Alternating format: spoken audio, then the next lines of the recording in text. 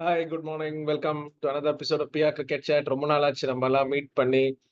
ஒரு I think அந்த ஸ்ரீலங்கா சீரிஸுக்கு அப்புறம் ஒரு வீடியோ நான் போடல. இந்த எப்படி இருக்கும் ஆடியன்ஸோட ஆப்படைட் ஃபார் பாகிஸ்தான், பங்களாதேஷ் அண்ட் ஸ்ரீலங்கா, இங்கிலாந்து தெரியல.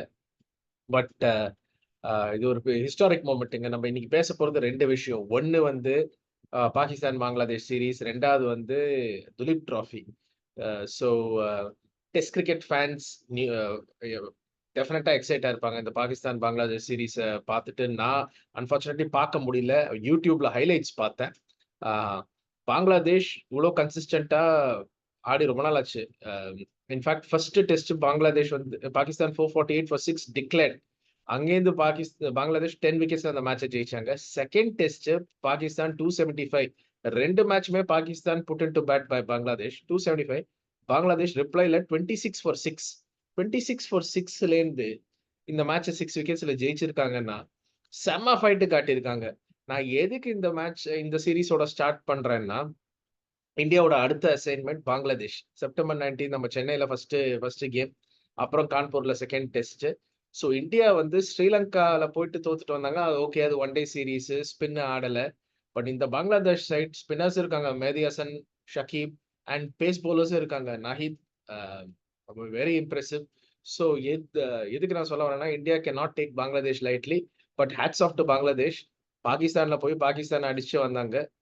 Short of the format easier for a team to win நான் எப்பவுமே சொல்லியிருக்கேன். ஆனா இது லாங் ஃபார்மேட்ல பாகிஸ்தான்ல அடிச்சுட்டு வருது பெரிய விஷயம். மறுபக்கம் பார்த்தீங்கன்னா, பாகிஸ்தானுக்கு இது பெரிய பெரிய தோல்வி. ஷான் மசூத் இனிமே கேப்டனா இருக்க மாட்டாரு. கேரண்டி. அவங்க ஸ்டார் பேட்ஸ்மேன் பாபர் அசமும் ஒண்ணும் ரன் அடிக்கல. பட் இன்னொன்னு நான் ஹைலைட்ஸ் பார்த்ததுல தெரிய வந்தது. கிரவுட்ஸே இல்லீங்க. ரொம்ப சர்ப்ரைசிங். இதே இது நீங்க மேஜர் டெஸ்ட் சென்டர்ஸ் ஒரு சென்னை ஆகட்டும், பெங்களூர், மும்பை, டெல்லி, ஹைதராபாத், கொல்கட்டால போட்டீங்கன்னா, இந்தியால பயங்கர கூட்டம் வரும். இந்தியா, பங்களாதேஷ் டெஸ்ட் கூட நல்ல கூட்டம் வரும். ரொம்ப சர்ப்ரைசிங் பாகிஸ்தான்ல கூட்டமே இல்ல. Anyway congrats to Bangladesh. நீங்க அத ஃபாலோ பண்றீங்கன்னா, அது கிரேட் இது. ஃபாலோ பண்ணலன்னா, யூடியூப் போய் பாருங்க. ஹைலைட்ஸ் இருக்கு. இந்தியா, பாகிஸ்தான், பங்களாதேஷ் கேம்க்கு கிரிக்கெட் ஃபுல் ஸ்கோர் கார்ட்ஸ் இருக்கு. பெரிய பெரிய win for Bangladesh cricket. Congratulations. அடுத்தது பங்களாதேஷ் தான் இந்தியாவோட opponent starting in Chennai September 19. அதுக்கு முன்னாடி இந்தியா ஒரு பிரிப்பரேட்டரி கேம்ப் வைக்க போறாங்க சென்னையில. ஸோ அடுத்து நம்ம பேசப்போறது துலீப் ட்ராஃபி பத்தி. இப்போ துலீப் ட்ராஃபி எதுக்கு சடனா இம்பார்ட்டன்ட் ஆயிடுச்சுன்னா, ஒரு காலத்துல துலீப் ட்ராஃபி வந்து north, south, east, west, central பிரிச்சு 5 ஜோன்ல ஆடிட்டு இருந்தாங்க. இப்ப அந்த துலீப் ட்ராஃபியே போயிடுச்சு. அ ஸோ இப்ப வந்து ஆர்கனைஸ் பண்ருக்காங்க. So that uh India hopefuls கொஞ்சம் இருக்காங்க. பேட்டிங்ல எனக்கு தெரிஞ்சு 1 ஸ்லாட் 2 ஸ்லாட் அவைலபிளா இருக்கலாம். ஓப்பனிங் ஒரு பேக்கப் ஓப்பனர் அவைலபிளா இருக்கலாம். ஒரு பேக்கப் மிடில் ஆர்டர் பேட்ஸ்மேன் அவைலபிளா இருக்கலாம். மெயின் காம்படிஷன் வந்து பேஸ் பவுலர்ஸ்க்கு தான். ஏன்னா இந்தியா வந்து 5 டெஸ்ட் ஆடுறாங்க. 2 test against Bangladesh, 3 against New Zealand. அதுக்கப்புறம் 5 டெஸ்ட் ஆஸ்திரேலியாவுக்கு போறாங்க. அப்புறம் 5 அகைன்ஸ்ட் இங்கிலாந்து. அது ஐபிஎல் முடிஞ்சது. பட் இம்மீடியட்டா பார்த்தீங்கன்னா 10 டெஸ்ட் இங்க. செப்டம்பர் டூ ஜனவரில 10 டெஸ்ட் வருது. ஜனவரி ஃபர்ஸ்ட் வீக்குள்ள. ஸோ ஃபாஸ்ட் பவுலர்ஸ் டெஃபினட்டா தேவை. ஏன்னா Shami coming off an injury. Bumrah மட்டும் வச்சுன்னு ஜெயிக்கிறது ரொம்ப கஷ்டம் ஆஸ்திரேலியால. பிகாஸ் பும்ராக்கு இன்ஜுரின்னா இந்தியா ரொம்ப கஷ்டப்படுவாங்க. போன வாட்டி Bumrah was not fit. Shami வந்து ஃபர்ஸ்ட் டெஸ்ட்க்கு அப்புறம் கை உடைஞ்சு போச்சு ஆஸ்திரேலியால. பட் சிராஜ் இருந்தாரு. Umesh Yadav was there. Natarajan came and played the last test. எப்படியோ இந்தியா ஒரு மேக்ஷிஃப்ட் பவுலிங் அட்டாக் வச்சு தேர்த்திட்டாங்க, ஜெயிச்சுட்டாங்க. இப்போ வந்து யாரு ஹோப்ஃபுல்ஸ் துலீப் ட்ராஃபிலன்னு பார்க்கணும். பவேஷ் கான் நிறைய ரெட் பால் ஆடிருக்காருங்க. ஒரு 140 விக்கெட் எடுத்திருக்காரு ஃபர்ஸ்ட் கிளாஸ் கிரிக்கெட்ல. எல்லாரும் வந்து கலீல் அஹமத் பத்தி பேசுறாங்க. கலீல் அஹமத் ரொம்ப இன்ஜுரி ப்ரோன். ரெட் பால் ஜாஸ்தி ஆடினதில்ல. எல்லாரும் இந்த 4 ஓவர்ஸ் ஒயிட் பால் ஆடுறாங்களே தவிர, ரெட் பால் யாரும் ஆடினதில்ல. மயங்க் யாதவ் பத்தி நிறைய ஹைப் இருந்தது ஐபிஎல்ல. அன்ஃபிட் அவரு. அண்ட் ரெட் பால்ல அவர் போட்டிருக்காரான்னு கூட எனக்கு தெரியாது. ஹர்ஷித் ராணா நல்ல ஒரு குட் பஸ்லிங், நல்ல பேஸ் இருக்கு. ஐபிஎல்ல பார்த்தோம். But again limited first class experience. Red பால்ல என்ன பண்றாருன்னு தெரியாது. ஸோ நீங்க பாத்தீங்கன்னா பேக்கப் ஆப்ஷன்ஸ் ஜாஸ்தி கிடையாது. அதே சிராஜ். சிராஜுமே ஒரு எனக்கு தெரிஞ்சு 1 இயரா ரொம்ப ஆஃப் கலரா இருக்காரு. அந்த வேர்ல்ட் கப் கேம்பெயின்ல இருந்து சிராஜ் ரொம்ப ஆஃப் கலர். ஆகாஷ் தீப் நல்ல நல்ல ப்ராஸ்பெக்ட். நல்லா டெபியூ பண்ணாரு இங்கிலாந்தோட. ஸோ ஆகாஷ் தீப்புக்கு இது ஒரு பெரிய சீரிஸ். ஹர்ஷ்தீப் சொல்றாங்க. பட் அவருக்கு அந்த ரெட் பால் ஆடுற ஃபிட்னஸ் இருக்கா, ஸ்டாமினா இருக்கான்னு எனக்கு தெரியல. முகேஷ் குமார் டெஃபினட்டா இந்தியன் கண்டிஷன்ஸ்ல ஆட முடியாது. ஆஸ்திரேலியால ஆட முடியாது. ஏன்னா மோர் ஸ்விங் ரிலை பண்றாரு. ஆஸ்திரேலியா அவ்வளவு ஸ்விங் இல்ல. More pace, bounce. Mukesh English கண்டிஷன்ஸ்ல சூப்பரா இருப்பாரு. சோ ஹோப்ஃபுல்லி அவரை இங்கிலாந்து ஸ்குவாடுக்கு செலக்ட் பண்ணலாம். But that's a long way away. நீங்க இந்தியா பாத்தீங்கன்னா எனக்கு தெரிஞ்சு இது ஃபர்ஸ்ட் டெஸ்ட் வந்து பும்ராக்கு ஃபர்ஸ்ட் 2 டெஸ்ட் ரெஸ்ட் பண்ணுவாங்கன்னு நினைக்கிறேன் பங்களாதேஷோட. பும்ரா நியூசிலாண்டோட தான் ஆடுவாரு. சோ இது பேஸ் பவுலர்ஸுக்கு ரொம்ப பெரிய சீரிஸ் இந்த துலீப் டிராஃபி. ஸ்பின்னர்ஸுமே நீங்க பாத்தீங்கன்னா Ashwin, Jadeja, Kuldeep and Axar main spinners இருக்காங்க. பட் அஸ்வின் அண்ட் ஜடேஜாவோட டெஸ்ட் கரியர் டேஸ் எனக்கு தெரிஞ்சு இன்னும் ஒரு சீசன் தான். அதுக்கப்புறம் அஸ்வின் ஆடுறது ரொம்ப டவுட்ஃபுல். ஜடேஜாவுமே எனக்கு தெரிஞ்சு டவுட்ஃபுல் தான். நீங்க பேக்கப் யார் பார்த்தீங்கன்னா, சாய் கிஷோர், தமிழ்நாடோட சாய் கிஷோர் லவ்லி பவுலர், நல்ல ஆக்ஷன், நல்ல loop, fantastic fielder, handy batsman. Manav Sutar Rajasthan, நல்ல லெஃப்ட் ஆர்ம் ஸ்பின்னர். ஸோ இவங்க 2 பேரும் திலீப் டிராஃபில ஏதாவது பண்ணணும்னு பார்ப்பாங்க.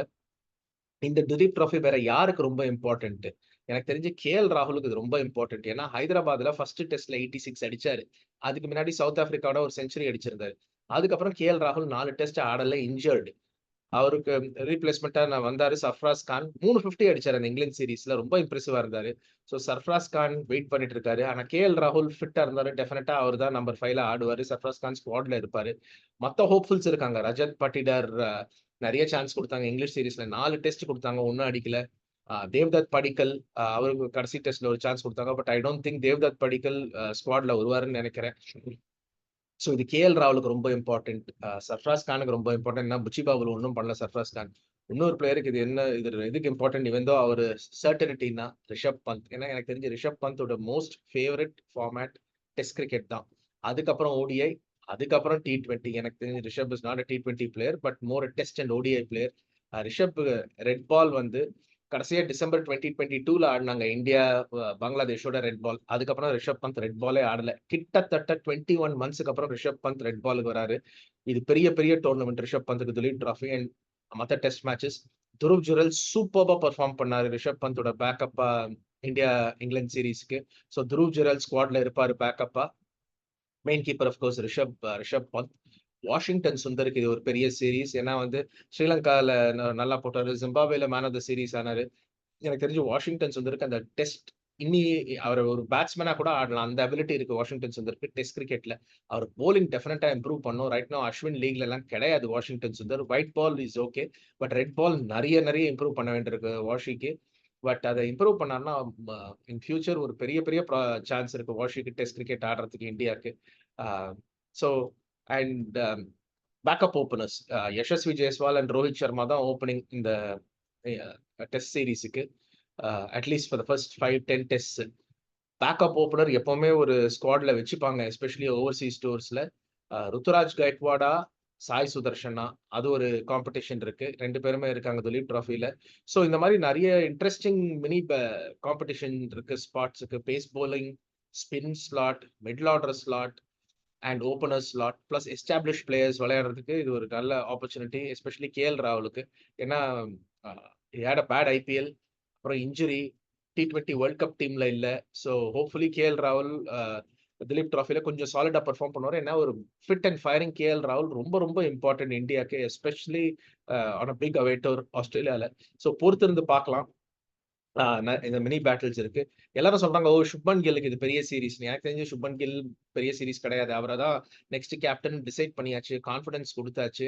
அண்ட் ஜெய்ஸ்வாலுக்கு அடுத்தது அவர் தான் மோஸ்ட் நம்பர் ஆஃப் ரன்ஸ் அடிச்சார் இந்தியா இங்கிலாந்து சீரிஸ்ல பிப்ரவரியில.